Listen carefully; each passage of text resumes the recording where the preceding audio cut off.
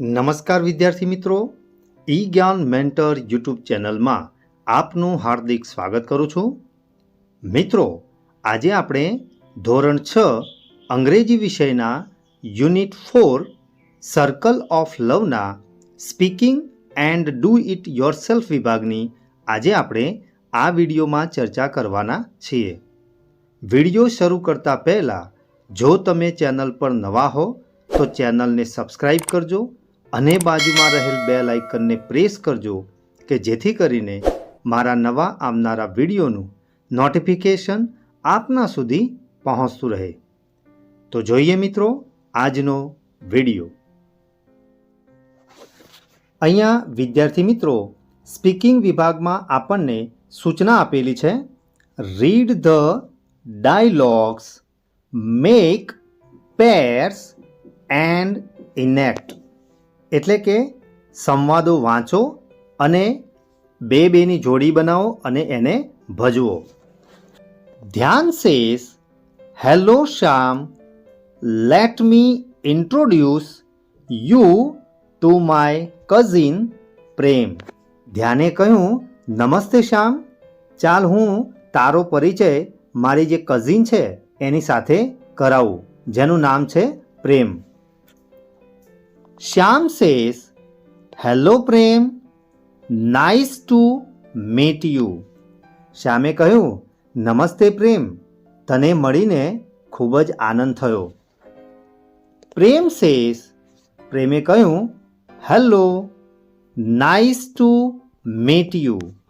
પ્રેમે કહ્યું, નમસ્તે, તને મળીને ખૂબ જ આનંદ થયો.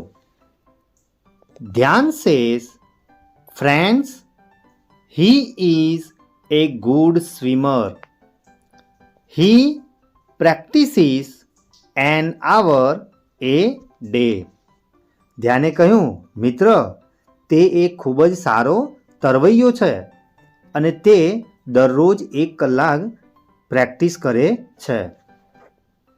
પ્રેમ સેસ, આઈ લવ સ્વિમિંગ. પ્રેમે કહ્યું, મને તરવું ખૂબ જ ગમે છે. I will stay here for a week. અને હું અહીંયા 1 અઠવાડિયા સુધી રોકાવાનો છું. We will go for swimming. અને આપણે તરવા માટે જઈશું. Shyam says, do you take part in the competition? શ્યામે કહ્યું, શું તે કોઈ કોમ્પિટિશનમાં ભાગ લીધેલો છે? Prem says, yes, I have taken part in many competitions. હા, મેં ઘણી બધી જે કોમ્પિટિશન છે એટલે કે સ્પર્ધાઓ છે એમાં ભાગ લીધેલો છે. Every year I take part in Khel Mahakumbh. અને પ્રત્યેક વર્ષે હું ખેલ મહાકુંભમાં ભાગ લઉં છું.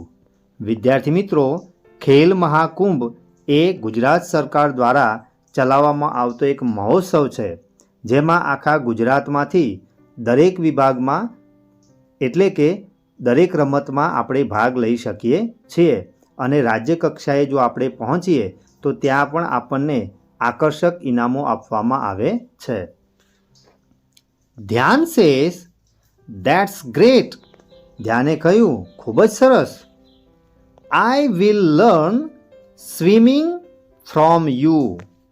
ધ્યાને કહ્યું કે તો પછી હું તારી પાસેથી તરવાનું શીખીશ. વિલ યુ ટીચ મી. શું તું મને તરવાનું શીખવીશ? Prem says, yes, sure, I will. પ્રેમે કહ્યું, હા, ચોક્કસથી હું તને શીખવીશ. Dhyan says, okay, we will meet at the evening. તો સારું, આપણે સાંજે મળીએ. પ્રેમ સેસ, વેલકમ. પ્રેમે કહ્યું, તારું સ્વાગત છે. ત્યાર પછી નેક્સ્ટ જોઈએ.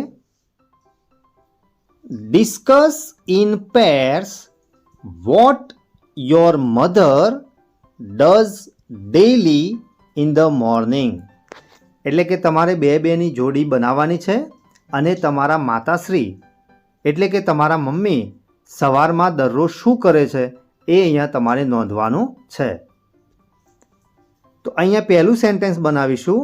શી wakes up early at 5 o'clock. તે દરરોજ સવારે 5 વાગે ઉઠે છે.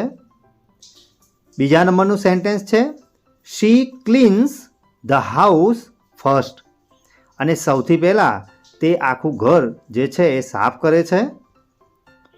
3 નંબરમાં છે she makes tea and breakfast for us. અને તે સવારમાં અમારા બધાના માટે ચા અને નાસ્તો તૈયાર કરે છે. નંબર 4 છે she worship God in the morning. એટલે કે તે દરરોજ સવારે ભગવાનની પૂજા કરે છે. નંબર 5 છે she washes clothes in the morning. તે સવારમાં પરિવારના બધા જ સભ્યોના કપડાં ધોવે છે. અને નંબર 6 છે she cooks food for us daily. અને તે દરરોજ અમારા બધાના માટે રાંધે છે. તો વિદ્યાર્થી મિત્રો, મેં અહીંયા કેટલાક વાક્યો મારી રીતે બનાવીને અહીંયા લખેલા છે. તમે પણ તમારા મિત્રોની સાથે બેસીને વર્ગખંડમાં તમે તમારી મમ્મી દરરોજ સવારે શું કરે છે એ વાક્યો બનાવી અને તમે અલગથી લખી શકો છો. ત્યાર પછી નેક્સ્ટ જોઈએ. Listen to the stories about unity is strength from your elders. Present them in the classroom. એટલે કે એકતામાં શક્તિ રહેલી છે એવી જો કોઈ પણ અલગ અલગ સ્ટોરીઓ હોય તો તમારે તમારા કરતાં જે મોટા હોય એમના પાસેથી તમારે સાંભળવાની છે અને એમાંથી કોઈ પણ એક જે વાર્તા છે એને તમારે ક્લાસરૂમમાં પ્રેઝન્ટ કરવાની છે. તો અહીંયા મેં એક યુનિટી ઇઝ સ્ટ્રેન્થ એના પર એક સરસ મજાની વાર્તા લખેલી છે, એને આપણે સમજીએ. વન્સ અપોન એ ટાઈમ, એકવાર, ઇન એ ક્વાઇટ વિલેજ એટલે કે એક સારા ગામડામાં, ધેર લીવડ 4 બ્રધર્સ. ત્યાં 4 ભાઈઓ રહેતા હતા. They loved each other. તેઓ એકબીજાને ચાહતા હતા. But they often quarrelled about small things. પણ તેઓ નાની નાની બાબતોમાં ઝઘડ્યા કરતા હતા. Their father an old farmer was very worried. અને તેમના જે ઘરડા પિતાજી હતા કે જેઓ એક ખેડૂત હતા એ ખૂબ જ ચિંતા કરતા હતા. One day he cold his Sons and gave them A bundle of sticks. અને એકવાર તેમના પિતાજીએ તેમના 4 પુત્રોને બોલાવ્યા અને તેમને એક લાકડાની ભારી આપી. Break this bundle he said. અને તેમને દરેક જે એમનો જે દીકરો હતો એમને કહ્યું કે આ જે લાકડાની નાની ભારી છે એને તમે તોડો. The eldest tried hard but could not break it. તો સૌથી મોટો જે દીકરો હતો એને તોડવાનો પ્રયત્ન કર્યો પણ તે તોડી શક્યો નહીં. Then the second, third and youngest also tried but none could succeed. ત્યાર પછી બીજા નંબરનો દીકરો, ત્રીજો અને જે છેલ્લે જે સૌથી નાનો દીકરો હતો એ બધાએ પ્રયત્ન કર્યો પણ એક પણ દીકરો તોડી શક્યો નહીં. The father smile untied the bundle and gave 1 stick to each son. ત્યાર પછી જે પેલા પિતાજી હતા એ હસ્યા અને તેમને જે આ લાકડાની ભારી હતી એને છોડી નાખી અને ત્યાર પછી દરેકને એક એક જે લાકડી હતી એ એમણે આપી. Now break them he said. તેમણે કહ્યું કે હવે તમે આ પ્રત્યેક લાકડીને તોડો. This time all four easily broke their sticks. આ વખતે ચારેય જણાએ જે લાકડીઓ આપી હતી એ લાકડીઓને સરળતાથી એમને તોડી નાખી. The father explained, when you are united like this bundle, no one can harm you.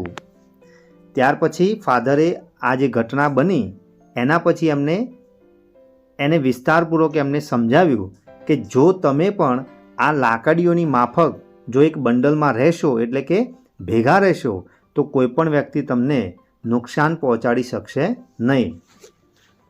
But if you quarrel and remain divided, anyone can defeat you easily. અને જો તમે એકબીજા સાથે ઝઘડશો અને જો તમે એકબીજાથી અલગ પડી જશો તો કોઈ પણ વ્યક્તિ તમને સરળતાથી હરાવી શકશે. Remember, unity is strength. એટલે કે હંમેશા યાદ રાખો કે એકતામાં જ શક્તિ રહેલી છે. The brothers understood the lesson. બધા જ જે ભાઈઓ હતા એ પોતાના પિતાજી દ્વારા આ જે પાઠ ભણાવવામાં આવ્યો તેને સારી રીતે સમજી શક્યા. From that day they stopped fighting and lived happily together. અને તે દિવસથી આ બધા જે ભાઈઓ હતા એમણે એકબીજા સાથે લડવાનું બંધ કર્યું અને એકબીજા સાથે ખુશીથી રહેવા લાગ્યા. તો વિદ્યાર્થી મિત્રો, આ વાર્તામાં એકતાની શક્તિ આપણને બતાવવામાં આવેલી છે. જો આપણે પણ આપણા દેશની અંદર પણ કંઈક એવું જ છે, જો આપણે નાત જાત, ધર્મ, જાતિ કે કોઈ પણ જાતના વાડાઓનું બંધન રાખ્યા વગર જો આપણે એક રહીશું તો આપણે આપણા દેશને એક નવી જ ઊંચાઈ ઉપર આપણે લઈ જઈશું. એટલે હંમેશા આપણે દરેક વ્યક્તિ સાથે ભાઈચારા સાથે રહેવું જોઈએ. એટલે જ અહીંયા જે ટાઇટલ આપેલું છે, એકતા એ જ સાચી શક્તિ છે, એ અહીંયા સિદ્ધ થાય છે. તો વિદ્યાર્થી મિત્રો, સ્પીકિંગ વિભાગમાં અને ડુ ઇટ યોરસેલ્ફ વિભાગમાં આપણે જે એક્ટિવિટી ચલાવી એમાં તમને મજા આવીને? આશા રાખીશ કે તમને આ બંને એક્ટિવિટીમાં સંપૂર્ણ ખ્યાલ આવ્યો હશે. જો તમને આ વિડીયો ગમ્યો હોય તો વિડીયોને લાઈક કરજો અને શેર કરવાનું ભૂલતા નહીં. ફરી મળીશું આવા જ ઇન્ટરેસ્ટિંગ ટોપિક સાથે. ધન્યવાદ.